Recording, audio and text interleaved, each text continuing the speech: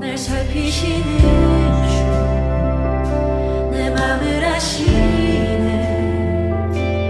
내가 주를 더욱 사랑하길 원하네 내 삶의 주관자 선한 길로 이끄소서 주 발 앞에 나의 삶을 드리네 주의 선하신 그 인자하신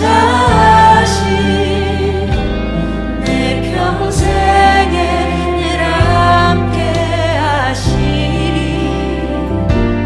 나의 갈 길 달려간 후에 주 얼굴 뵈리 주 품에 안기 할렐루야. 오늘도 말씀과 기도로 하루를 여는 여러분을 사랑하고 축복합니다. 무슨 일이든 익숙해지기 전에는 소심하고 조심스러운 모습으로 하게 됩니다. 하지만 시간이 지나면 그래서 익숙해지면 과감하게 그 일들을 감당하죠. 대표적인 것이 운전입니다. 운전도 익숙해질수록 조금씩 달라집니다. 그래서 과감하게 운전하고 다른 운전자들이 하는 크고 작은 편법이나 불법을 시도해 보기도 합니다. 그런데 이런 작은 타협이 반복되면 처음에는 조심스럽게 시도했던 것들이 어느새 아무렇지도 않은 듯 과감하게 행동하게 되는 것을 보게 됩니다. 죄도 이와 비슷하죠. 처음에는 마음이 불편하고 회개하게 됩니다. 늘 하나님 앞에서 두려운 마음이 생기지요. 그런데 죄를 반복하면 양심이 무뎌집니다. 죄가 작아진 것이 아니라 죄를 대하는 우리의 마음이 변한 것입니다.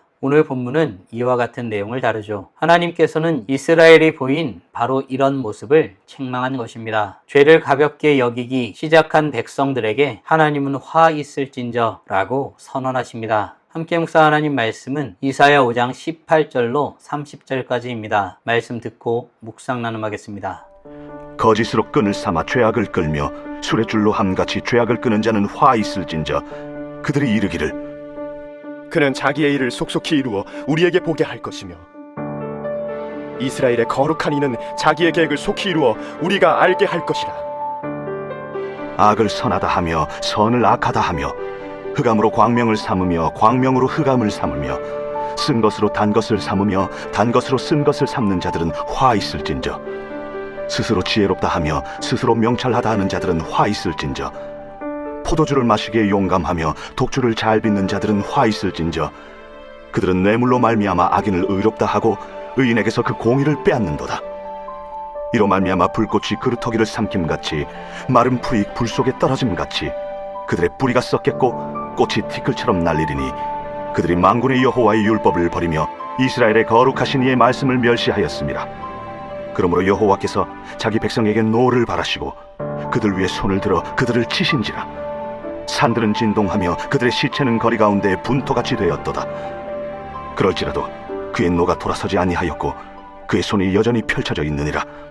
또 그가 기치를 세우시고 먼 나라들을 불러 땅끝에서부터 자기에게로 오게 하실 것이라.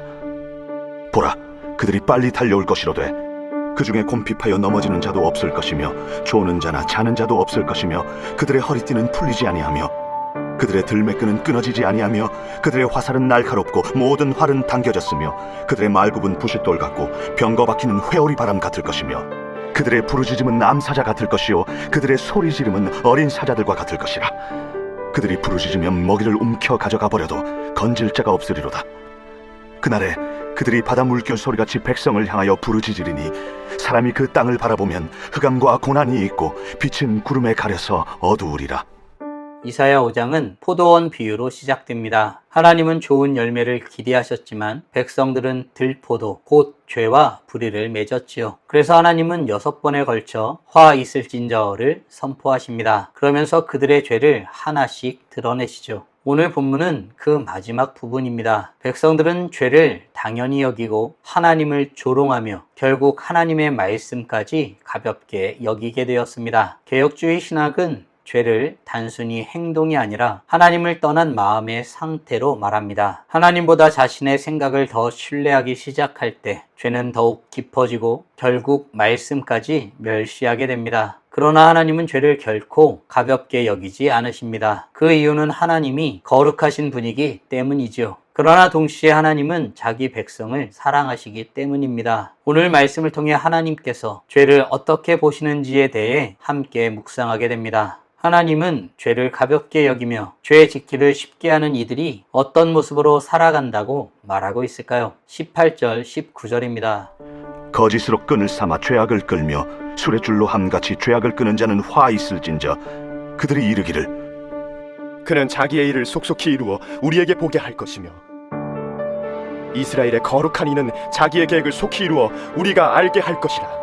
하나님은 독특한 표현으로 죄를 가볍게 여기는 자들에 대해서 설명하십니다. 죄가 자신을 끌고 가는 것이 아니라 사람이 죄를 끌고 다닌다고 말씀하신 것입니다. 원래 죄는 피해야 하는 것이죠. 그런데 이 사람들은 죄를 삶 속으로 일부러 가져옵니다. 더 나아가 하나님이 심판하신다고 어디 한번 해보시지 라며 하나님까지 조롱합니다. 이것은 단순히 믿음이 없는 행동이 아닙니다. 하나님을 더 이상 두려워하지 않는 상태에 이른 것입니다. 죄가 가장 무서울 때는 죄를 짓는 것을 넘어 죄를 아무렇지도 않게 여길 때인 것을 기억해야겠습니다. 처음에는 거짓말을 하고 잠을 못 이루지요. 그러나 반복되면 아무렇지 않습니다. 처음에 예배를 빠지면 마음이 불편하지요. 하지만 반복되면 익숙해집니다. 처음에는 하나님 앞에서 회개하던 사람이 어느 순간 이 정도는 괜찮겠지라고 말하게 됩니다. 사랑하는 성도 여러분, 나는 죄를 피하려고 애쓰고 있진 않나요? 아니면 조금씩 죄와 친해지고 있나요? 신앙의 위기는 큰 죄에서 시작되지 않습니다. 작은 죄를 가볍게 여기기 시작할 때 그때부터 시작됩니다. 바라기는 죄가 얼마나 무섭고 경계해야 할 것인지를 알고 깨어 근신하는 모습으로 살아가는 복된 하나님의 자녀들 되길 간절히 소원합니다. 이렇게 죄를 가볍게 여기며 경계하지 않는 사람은 결국 어떤 모습까지 보이게 될까요? 24절입니다. 이로 말미암아 불꽃이 그루터기를 삼킴같이 마른 풀이 불 속에 떨어짐같이 그들의 뿌리가 썩겠고 꽃이 티끌처럼 날리리니 그들이 만군의 여호와의 율법을 버리며 이스라엘의 거룩하신 이의 말씀을 멸시하였습니다. 하나님은 이제 죄의 뿌리를 말씀하십니다. 왜 백성들이 이렇게 되었을까요? 그 이유는 죄의 근본적인 태도, 하나님의 말씀을 버렸기 때문입니다. 하나님의 말씀보다 자신의 판단을 더 믿기 시작했습니다. 내가 생각하기엔 괜찮은데 요즘 시대에 이 정도는 괜찮지. 다들 하는 거잖아. 세상은 바뀌었어. 이런저런 말로 말씀보다 자신의 생각을 앞세우면서 죄도 작게 보게 된 것입니다. 우리가 너무 잘 알고 있는 창세기 3장을 봐도 그렇습니다. 아담과 하와는 먼저 선악과를 먹은 것이 아니죠. 먼저 하나님의 말씀보다 뱀의 말을 더 신뢰했습니다. 죄는 언제나 말씀을 떠난 자리에서 시작됩니다. 그래서 말씀을 가까이 하는 사람은 죄를 멀리하게 됩니다. 반대로 말씀을 멀리하는 사람은 죄를 가까이 하게 되지요.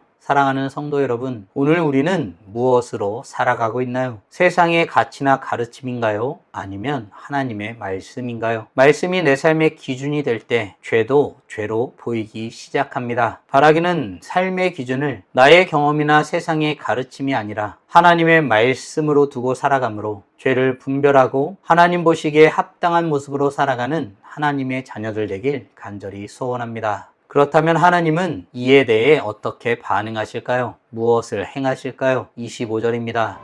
그러므로 여호와께서 자기 백성에게 노를 바라시고 그들 위에 손을 들어 그들을 치신지라. 산들은 진동하며 그들의 시체는 거리 가운데 분토같이 되었도다.